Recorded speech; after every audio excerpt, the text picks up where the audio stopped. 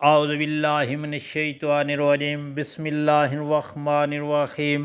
السلام علیکم پیارے بہن بھائیوں، گولڈن لائنز میں آپ کو خوش آمدید کہتا ہوں۔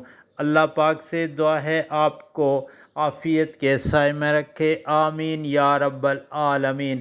پیارے دوستو، گناہ گاروں کے لیے عظیم حدیث مبارک نبی کریم صلی اللہ علیہ وآلہ وسلم کا بہت ہی پیارا ارشاد پاک۔ نبی کریم صلی اللہ علیہ وآلہ وسلم نے ارشاد پاک فرمایا، اگر تم اتنے گناہ کر لو کہ وہ آسمان تک بھی پہنچ جائیں، مگر اس کے بعد تم توبہ کر لو تو اللہ تعالیٰ تمہاری توبہ قبول فرما لیں گے۔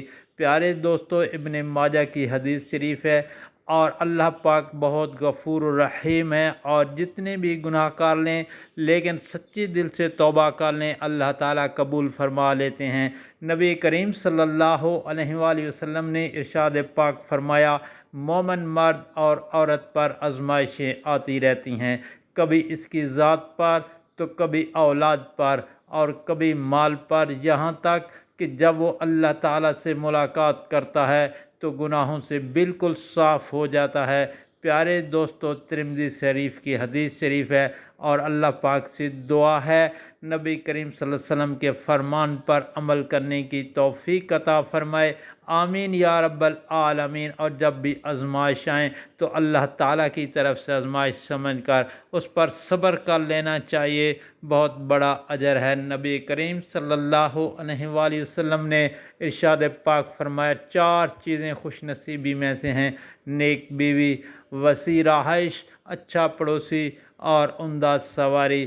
پیارے دوستو، یہ چار چیزیں اللہ تعالیٰ خوش نصیبی سے عطا فرماتے ہیں۔